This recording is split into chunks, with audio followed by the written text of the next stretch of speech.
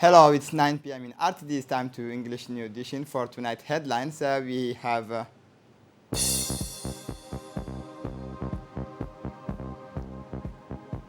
the Minister of Health presides over an important meeting on the fight against malaria.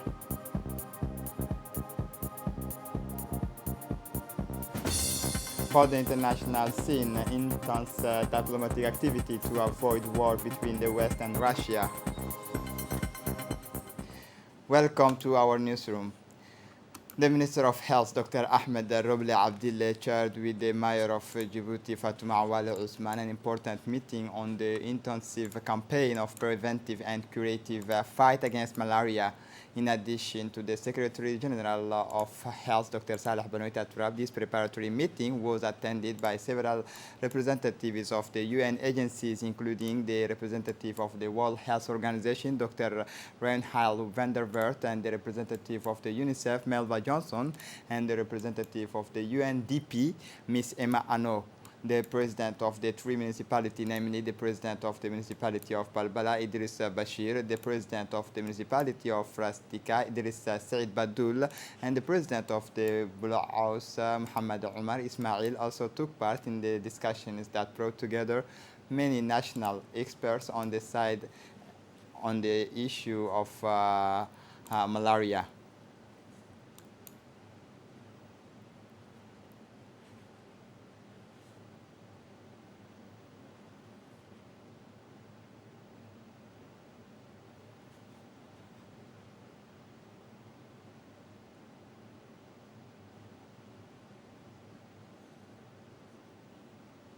In her speech, the World Health Organization representative expressed her thanks to the Minister of Health for inviting her to this meeting on the multi-forms and multi-sectoral fight against malaria. The representative of the World Health Organization have all affirmed that their willingness to support this action to fight against malaria.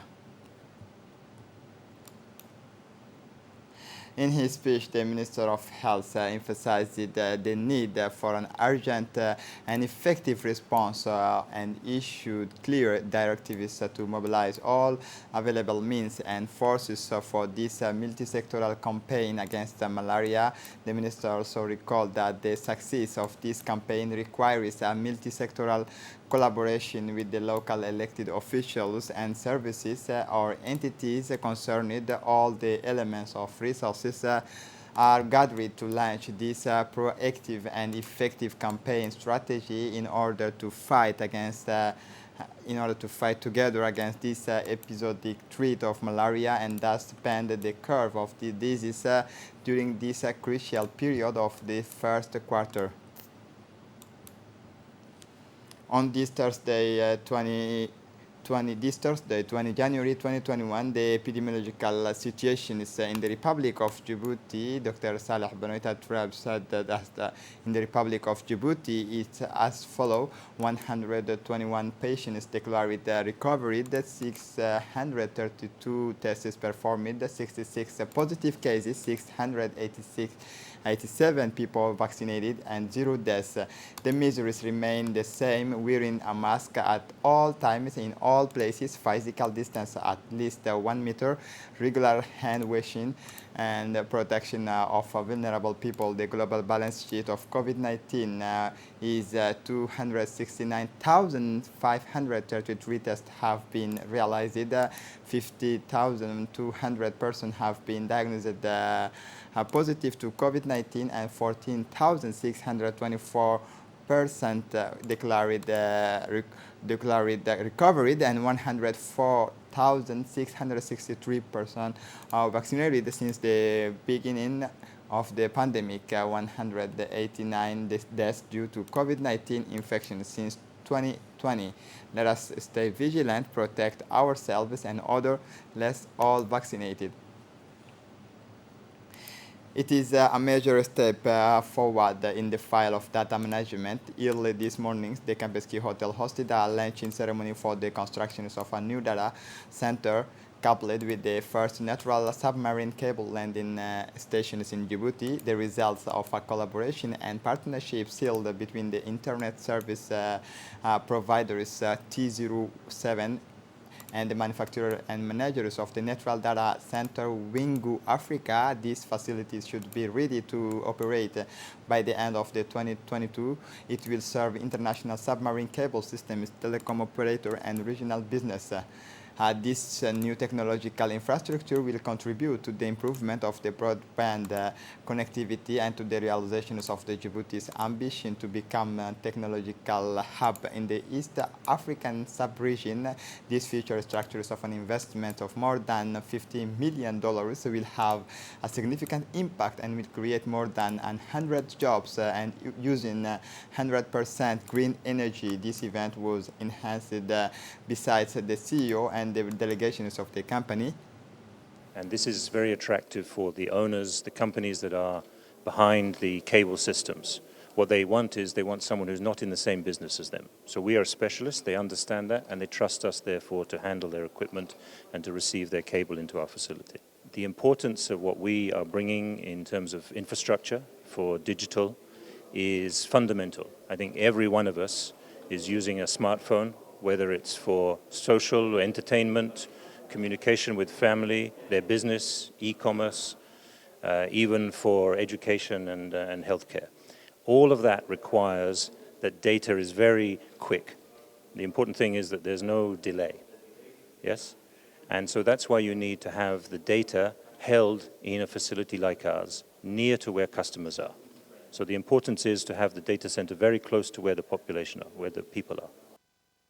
The Minister of Social Affairs Solidarity, Ulufa Ismail Abdo, went yesterday to the Damerjog region of Arta to inaugurate the new offices of the institutions under the ministry, namely a new social counter and a new branch of the Savings and Loan Fund.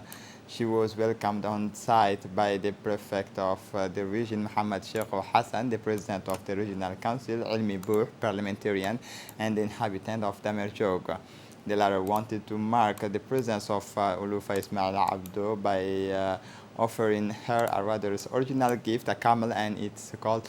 Thus, the inaugurations of these two new institutions illustrates the willingness of the ministry to serve the community of Damerjog more closely. First of all, this new social counter will be the ministry's entry point in Damerjog. Its main role will be to welcome, listen, and identify the needs of families wishing to benefit from the ministry's program. As for this new CPEC service point, its main mission will be to provide financial services such as savings and microcredit to people who do not have access to the formal financial sector's traditional activities, income-generating activities, and in the long term to contribute to the financial empowerment of the community of Damerjog.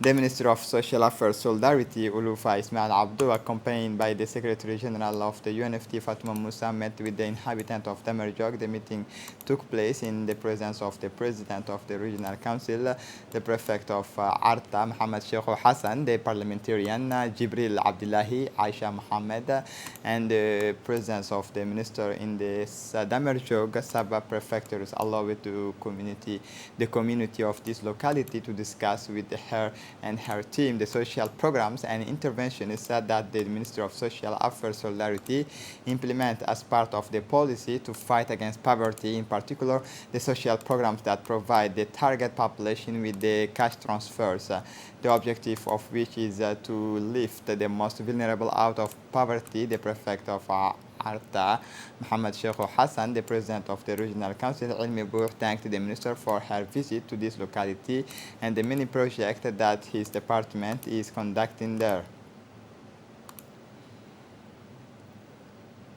During the exchanges, the beneficiaries expressed their desire to see more people benefit from the project in order to further promote the economic growth of Damerjog.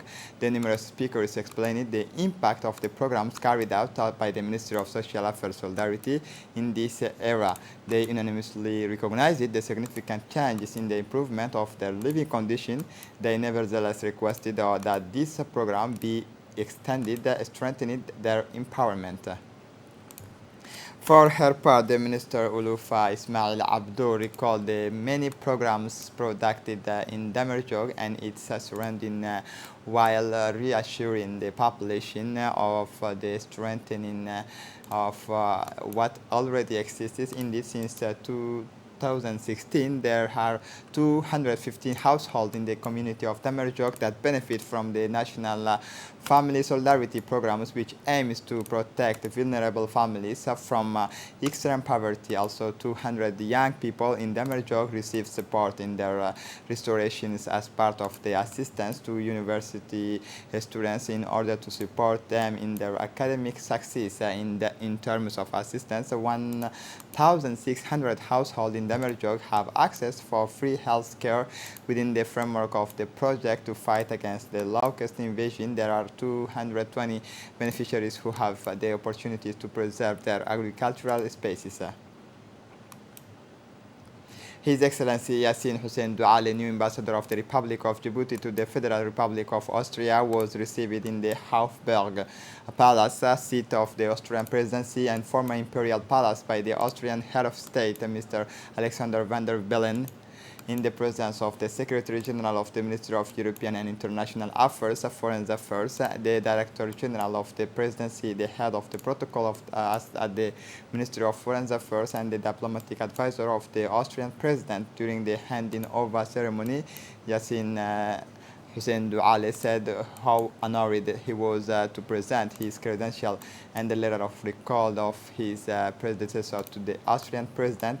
Then he wished to convey the President von der Bellen to warm greetings of the President of the Republic of Djibouti, Ismail Omar Guelleh, and his best wishes. He also pledged to strengthen the relations of friendship and cooperation that exist between the two countries. The Austrian president also welcomed Ambassador Yassin Hussein Douale to Austria and expressed his support for his new missions. He also asked him to convey his sincere greetings and best wishes to the President of the Republic of Djibouti, Ismail Omar Guelleh. The Secretary General of the MENFOP, Mohammed Abdallah Mahyoub, officiated today at the CFF the holding of the workshop on improving school management through community involvement on January 20, 2022. Several regional directors as well as educational advisors from the capital and the regions attended this training provided by the JICA experts. Several MENFOP officials, including the Director General of CFF and Education, the Director of Education, the newly appointed representative of the Japan JICA in Djibouti, Mr. Kaneda Masayuki, also took part in the ceremony, which took place at the Training Center for Basic Education Teachers. This training is part of the improvement of the quality of teaching learning. It aims to strengthen the achievement in terms of community involvement in school management and is a key factor in achieving the objectives of quality teaching learning. Thanks to this training, school management staff should be able to transform their management practices in order to improve students' results and reinforce their achievements. For his part, the Secretary General of the MENFOP, Mohammed Abdallah Mahyoub, welcomed the collaboration with the JICA.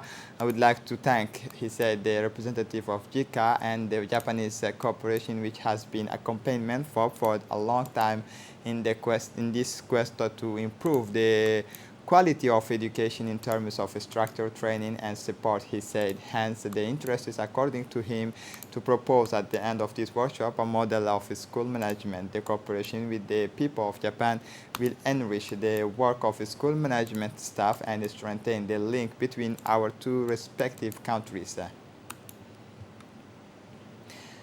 Following the resurgence of illegal connections and the refusal to pay by subscribers in the Neighborhood 7, Neighborhood 7bis, and the Cité Willow neighborhoods, ONIAD, in collaboration with the National Police, has undertaken a vast operation to apprehend the perpetrator of this act in order to bring them before the competent court. A collective complaint was filed by ONIAD against these households who did not follow up on the formal notices issued During this inspection, the ONIA team observed a scam orchestrated by certain households. Thus, these agents have pledged all the illegal water supply canals for all those who do not have a connection contract with ONIA. That this operation is led by the person in charge of Katin, in ONIA, Mr. Ali Muhammad Asso, who warned the inhabitant of the District 7 against all kinds of incompatibilities and fraud. Since early this morning, as announced, the rain has appeared in the capital and the coastal areas. Djibouti Airport 6 mm, Arta 2 mm, Damerjok 6 mm, Shibele 8 mm, and Wea 2 mm, Pika 27 mm, and the areas in Obok region is found traces of rain, and while in Korangar 10 mm, and for the weather is forecast for January 21, 2022, the weather will be cloudy in the early mornings and then become slightly cloudy over the whole country. The wind from north-northwest and to northeast will be weak to moderate, the visibility very good, and the sea little agitated to agitated. The maximum temperature are 32 degrees in the western part and 13 degrees for the rest of the country.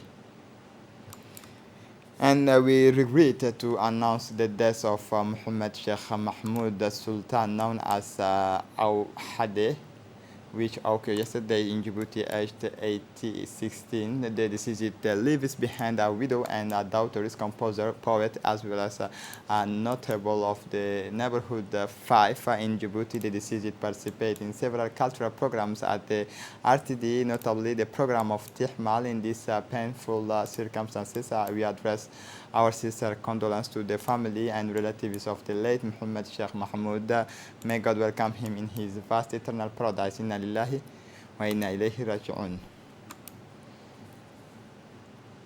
For the international scene, COVID-19 cases still rising in many European countries, as Germany reaches 100,000 new cases of COVID-19 in one day for the first time. Are getting longer at testing center. Berliners may have to wait an hour to be tested. Health Minister Karl Lauterbach has reiterated his desire to introduce mandatory vaccination in the countries, a move that could take effect in the spring. In the United Kingdom, the government will lift health restrictions as early next week, but Health Secretary Sajid Javid said the health crisis is not over. We have to learn to live with the COVID in the same way we learned to live with the flu. And to close up this edition, intense diplomatic activity to avoid war between West and Russia. Intense diplomatic activity around Ukraine. The objective to try to lower tensions with Russia. All the capitals say they want to avoid war. The American Secretary of State came in person to Kyiv to reaffirm Washington's support for the Ukrainian authorities. So Antony Blinken did not come empty-handed. In these luggages, the promises of $200 million in aid to contribute to the security of the country. In Ukraine, people fears an aggression from the Russian neighbor, not sure that this financial support from the United States is to the leaking of Moscow, for whom providing arms to Ukraine is tantamount to threatening Russia. On Friday, the head of the American diplomacy will explain this to the Russian counterpart, Sergei Lavrov, face-to-face planning in Geneva. This is it for the news. Thanks for watching us. Have a good evening.